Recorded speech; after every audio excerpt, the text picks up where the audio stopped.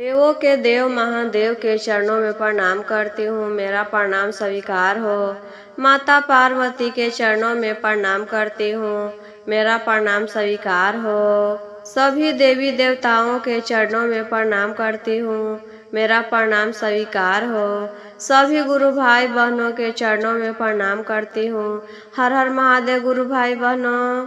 आज मैं दुखियारी शिष्या बहन के कथा सुना रही हूँ। शिष्या बहन के माता पिता नहीं रहते हैं। भाभी जो थी बहुत ही निर्दयी थी। शादी के समय उसके बक्से में ईटा पत्थर रहकर भेजी थी। तो गुरु बहना, कथा सुनने से पहले मेरे चैनल पर जो नए देख रहे हैं तो चैनल को सब्सक्राइब कर दीजिए, लाइक कर दीजिए और कमेंट बॉक्स में हर हर महादेव जरूर लिखिए, क्योंकि भगवान के नाम लेने से और लिखने से घर में आए परेशानी सब दूर हो जाती है। तो चलिए सुंदर कथा शुरू करती हूँ। एक पंडित जी थे। पंडित जी अपने पत्नी और 2 लड़का और 1 लड़की थी। पांचों परिवार का जीवन खुशी खुशी बीत रहा था। एक बार पंडिताइन अपने छोटा लड़का को लेकर मायके जा रही थी। तभी रास्ते में उधर से गाड़ी आकर दोनों को कुचल देता है। दोनों वहीं पर मर जाते हैं। अब तो घर में पंडित जी और 1 बेटा और 1 बेटी, तीनों प्राणी बच गए थे। लड़का था जो बड़ा था, लड़की छोटी थी।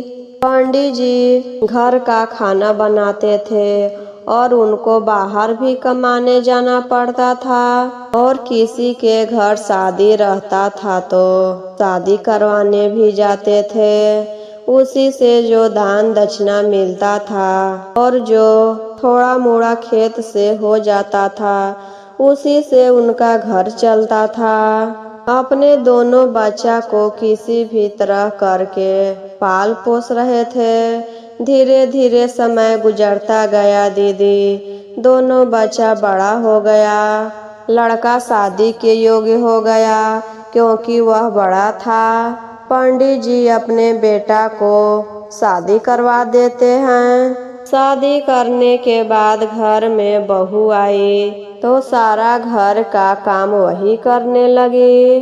शादी करने के कुछ दिन के बाद ही पंडित जी बीमार हो गए और बीमार इतना पड़ गए कि उनका तबीयत ठीक ही नहीं हुआ और वह स्वर्ग सिधार गए। अब तो घर में बेटा, बहू और 1 लड़की बच गई। माता पिता के गुजरने के बाद बेटी बिल्कुल अकेली पड़ गई। लड़की जो थी शिव गुरु के भक्त थी और वह तुलसी माता को भी बहुत पूजा करती थी।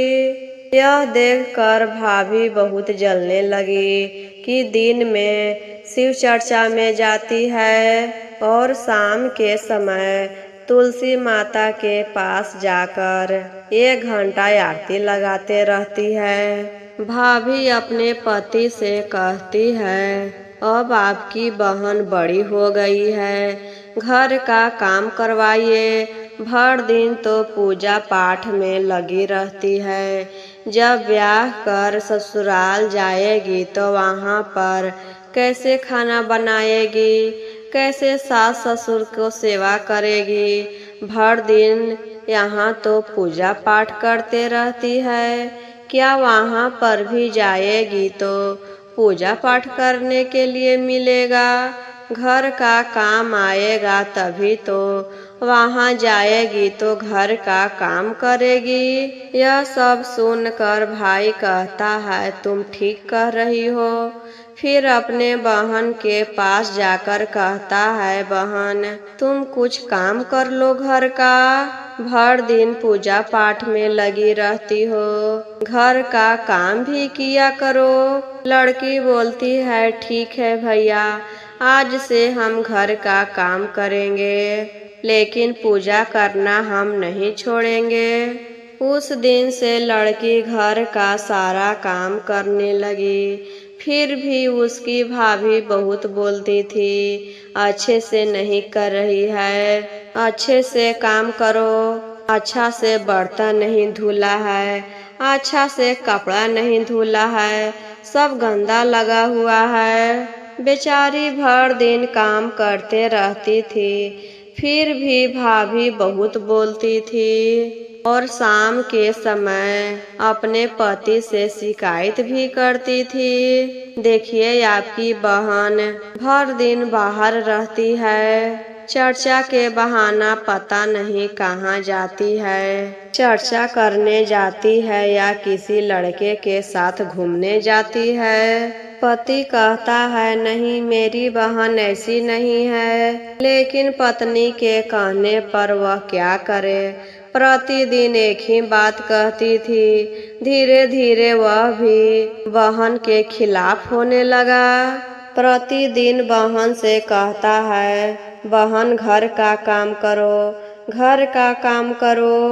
बहन कहती है भैया हम तो घर का सारा काम करते हैं, फिर भी आप कहते हैं कि घर का काम करो, घर का काम करो, घर का सारा काम तो हम ही करते हैं, भाभी तो भर दिन बैठी रहती है। इतना कहने के बाद भाई एक झापड़ बहन को दे देता है, कहता है कि मुंह लगाती है, घर का काम नहीं करती है और उल्टा अपनी भाभी को दोष लगाती है कि भर दिन बैठी रहती है। बेचारी रोती हुई वहां से शिव चर्चा में चली जाती है। रास्ते में जा ही रही थी कि रोड के किनारे 3-4 लफंदर लइकन खड़ा था और उसका दुपट्टा खींच देता है। दुपट्टा खींचता है तो वह लड़की पीछे मुड़कर लड़का से बोलने लगता है कि तुम मेरा दुपट्टा क्यों खींचा। किसी के बारे में लड़का से बातें कर रही थी तो तभी दूर से उसका भाई यह सब देख रहा था। उसको लगा कि सही में मेरी पत्नी बोल रही थी कि चर्चा के बहाना लड़के से मिलने जाती है और यह सही बात है। घर से चर्चा के बहाना कर कर निकलती है और देखो तो यहाँ आकर लड़के से बातें कर रही है। घर पर आकर अपनी पत्नी से कहता है, पत्नी और बोलने लगती है कि हम कहते थे ना कि आपकी बहन बदचलन है, घर से चर्चा के बहाने निकलकर इधर उधर जाकर लड़के के साथ घूमती फिरती होगी और आप तो अपनी बहन को सीधा समझते हैं। जल्दी से उसका ब्याह कर दीजिए, अपने ससुराल चली जाएगी। तभी उधर से बहन आती है तो भाई पूछता है, वह लड़का कौन था, तुम क्या बातें कर रही थी, अब तुम्हारा शादी हम करवा देंगे, जैसा लड़का मिलेगा वैसा ही हम शादी कर देंगे तुरंत। बहन कहती है, भैया हम कुछ गलत नहीं किए हैं, जब आपको ऐसा लगता है तो आप मेरा शादी करवा दीजिए। आप जिसके साथ शादी करवाएंगे हम उसी के साथ खुशी खुशी रह लेंगे। ना तो मेरी माँ है और ना ही पिताजी हैं। एक मेरा सहारा आप थे जो भाभी के बात पर चलते हैं, जो भाभी कहती है वही करते हैं, तो हम किसके पर भरोसा रखें। आपको लगता है कि हम चर्चा में नहीं जाते हैं, लड़के से मिलने जाते हैं, तो मेरा शिव गुरु सब देख रहे हैं। आप जिसके साथ शादी करवाना चाहते हैं करवा दीजिए। भाभी कहती है, देख रहे हैं ना कैसे बोल रही है, जल्दी से जाइए कोई लड़का ढूंढिए और इसका शादी करवाकर विदा कीजिए। रास्ते में जो सबसे पहला लड़का मिलेगा उसी से शादी करवा दीजिए इसको। भाई निकल गया घर से लड़का ढूंढने के लिए। रास्ते में जा ही रहा था कि एक भिखारी आदमी बैठकर भीख मांग रहा है। उसी से जाकर कहता है, क्या तुम शादी करोगे? भिखारी कहता है, हम शादी कर कर कहाँ रखेंगे, क्या खिलाएंगे? हमको से शादी करवाना क्यों चाहते हैं? आप किसी अच्छे लड़के को देखकर अपनी बहन के शादी करवा दीजिए। भाई कहता है, तुम सब इतना क्यों सोच रहे हो? हम किसके साथ शादी करवाएंगे, किसके साथ नहीं करवाएंगे? तुम बस इतना बोलो कि तुमको शादी करना है कि नहीं। भिखारी भी सोचता है कि चलो हमसे भला कौन शादी करेगा। जब यह इतना कह ही रहा है तो हम शादी कर लेते हैं। वह राजी हो जाता है शादी करने के लिए। भिखारी को घर लाता है और अपनी बहन के साथ तुरंत शादी करवा देता है। विदाई के समय भाभी एक बक्से में ईटा पत्थर पूरा भर देती है ताकि सबको लगे कि भाभी बहुत सारा सामान दी है, तभी तो बक्सा इतना भारी है। कोई यह ना कहे कि माँ नहीं है तो इसको कुछ नहीं मिला, भाभी है तो क्या हुआ, देखो तो बक्से में कितना भारी सामान मिला है। लड़की सब देख रही थी फिर भी कुछ नहीं कहती है। तुलसी माता के वह बहुत पूजा करती थी। तुलसी माता भी जाकर आशीर्वाद लेती है और तुलसी माता से कहने लगती है, माई मोर रहती माता, दिहाती हो मिठाइया। माई मोर रहती माता, दिहती पाहुर मिठाइया। भाभी मोर बड़ी निर्दयिया, देवेले ईटा पथलावा। भाभी मोर बड़ी निर्दयिया, देवेले ईटा पथलावा। कहती है, जब मेरी माता रहती तो पाहुर में मिठाई देती, खाजा देती, ओड़िया भर भर के देती। भाभी मेरी इतना निर्दयी है कि पूरा बक्सा भर ईटा पत्थर दे दी है। तभी विदा होने का टाइम आया तो भाभी धान के खोइछा दे देती है। धान के खोइछा चुभ चुभ गड़ने लगता है। बेचारी रोती हुई फिर तुलसी माता से कहती है, माई मोर रहती माता, दिहाती जीरा खोइछावा। माई मोर रहती माता, दिहाती जीरा खोइछावा। धम धम धम से ये माता, जीरा हो खोइछावा। धम धम धम से ये माता, जीरावा हो खोइछावा। भाभी मोर बड़ी निर्दयिया, देवेली धन के खोइछावा।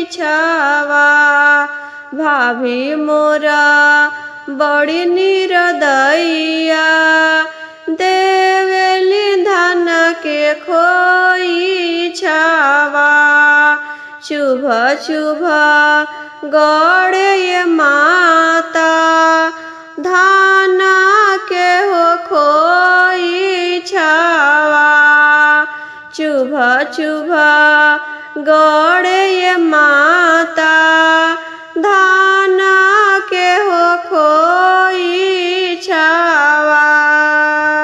कहती है, जब मेरी माँ रहती तो जीरा के खोइछा देती, धमा धमा धमसैत जाता। लेकिन मेरी भाभी तो धान के खोइछा दी है माता, और खोइछा चुभ चुभ गड़ रहा है। घर से लड़की विदा हो जाती है। बाहर जाने के बाद कहार से कहती है, कहार भैया यह डोली शिव मंदिर के पास ले जाकर रखिएगा, हमको शिव गुरु से विदा लेना है। कहार डोली ले जाकर शिव मंदिर के पास रख देता है। लड़की अपने शिव गुरु से विदा लेने जाती है और कहती है, माई मोरा रहती ये गुरु जी, दिहती पाहुर मिठाइया। माई मोरा रहती ये गुरु जी, दिहती पाहुर मिठाइया। माई मोरा रहती ये गुरु जी, दिहती जीरा खोइछावा। माई मोरा रहती ये गुरु जी, दिहती जीरा खोइछावा। भाभी मोरा बड़ी निर्दयिया, देवेली ईटा पथलावा। भाभी मोरा बड़ी निर्दयिया, देवेली ईटा पथलावा। भाभी मोरा बड़ी निर्दयिया, देवेली धान के खोइछावा। भाभी मोरा बड़ी निर्दयिया, देवेली धान के खोइछावा। चुभ चुभ गड़े ये गुरु जी, धान के हो खोइछावा। चुभ चुभ गड़े ये गुरु जी, धान के हो खोइछावा। कहती है, माँ रहती तो पाहुर में मिठाई देती, जीरा के खोइछा देती, जो धम धम धम सहित जाता। लेकिन भाभी तो यहाँ पाहुर में ईटा पत्थल दी है, धान के खोइछा दी है। जब लोग बक्सा खोलेंगे तो क्या कहेंगे, हम पाहुर में उनको क्या देंगे। जब कोई खोइछा देखेगा तो क्या कहेगा कि धान को खोइछा मिला है। तभी शिव गुरु वहाँ साक्षात प्रकट हो जाते हैं और कहते हैं, शिष्या चिंता मत करो, जो तुमको बक्सा में मिला है वही तुम निकाल कर देना। इतना कहकर अंतर ध्यान हो जाते हैं। लड़की अपने शिव गुरु से विदा लेकर डोली में जाकर बैठ जाती है। भिखारी एक झोपड़ी के ले जाकर पास में डोली रुकवा देता है। वहाँ पर कन्या उतरती है। सब कहार मिठाई मांगने लगते हैं। लड़की सोचने लगती है कि अब हम क्या दें, मेरे बक्से में तो मिठाई नहीं है, ईटा पत्थर भरा हुआ है, इन सब को हम क्या कहें। लेकिन शिव गुरु का बात याद आता है कि मेरे शिव गुरु कहे थे कि जो बक्सा में है वही निकाल कर देना। अपने शिव गुरु पर भरोसा रहकर बक्से को खोलती है, अपने अंजुरी से निकाल कर देने लगती है तो ईटा पत्थर सब हीरा मोती में बदल जाता है। चारों कहार को अंजुरी भर भर के हीरा मोती देती है। चारों कहार देखकर खुश हो जाते हैं और कहते हैं, देखो तो ऐसा चीज तो हमको इतना शादी में गए हैं लेकिन कहीं पर नहीं मिला। इतना धन दौलत देने के बाद भी पता नहीं ऐसे भिखारी से क्यों शादी करवा दिया है इसका भाई। इतना जब धन देना था तो किसी अच्छे लड़के से देखकर शादी करवाता, एक भिखारी से करवा दिया है। जब रात के समय शिष्या बहन खाना खाकर सो जाती है, सुबह उठकर देखती है तो घर पूरा महल बन गया है। घर में पूरा हीरा मोती सारा सामान भरा हुआ है और जो भिखारी था वह नौजवान आदमी बन गया। यह सब देखकर शिव गुरु को प्रणाम करती है। यह सब शिव गुरु के महिमा से हुआ था। शिव गुरु एक आदमी को भिखारी के भेष में वहां बैठाए थे। कुछ दिन समय बीतता है, उधर भाभी कहती है आप अपनी बहन को एक बार जाकर देख लेते, वह भिखारी के साथ कैसे रह रही है। जिस दिन अपनी बहन के शादी करवाया था, उसी दिन से वह धीरे धीरे गरीब होते जा रहा था।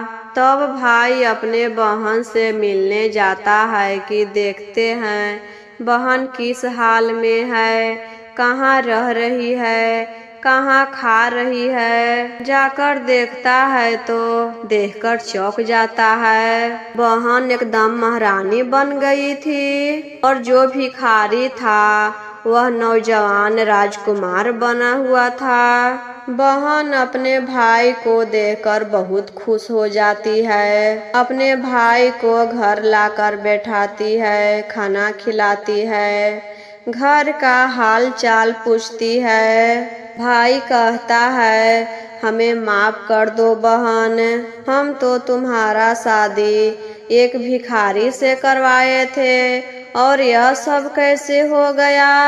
बहन सब बताती है हमारे शिव गुरु का यह महिमा है, जो उनको सच्चे मन से पूजा करेगा कभी भी किसी चीज के कमी नहीं होगा। यह सब शिव गुरु को दिया हुआ है। तब भाई कहता है हमें माफ कर दो बहन, हमसे बहुत बड़ा गलती हो गया, हम तुमको समझे नहीं और जिस दिन से हम तुमको विदा किए हैं उसी दिन से हम लोग कंगाल हो गए। अब तो मेरे पास खाने के लिए भी नहीं है। बहन यह सुनकर कहती है भैया आप भाभी को लेकर आइए और मेरे घर पर रहिए। इतना बड़ा घर है और हम दो ही लोग रहते हैं, आप भी आकर यहीं पर रहिए, मेरा मन भी लगेगा।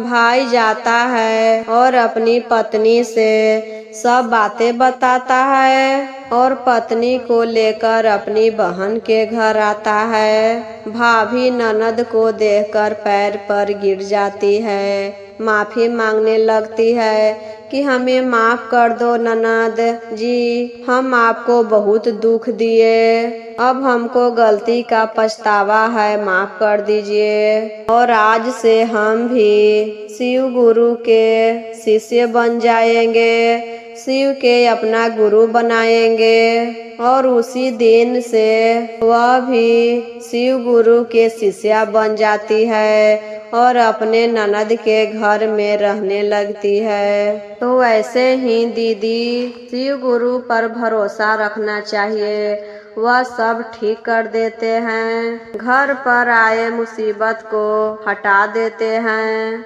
घर में खुशियों से भर देते हैं। तो एक बार प्रेम से बोलिए हर हर महादेव।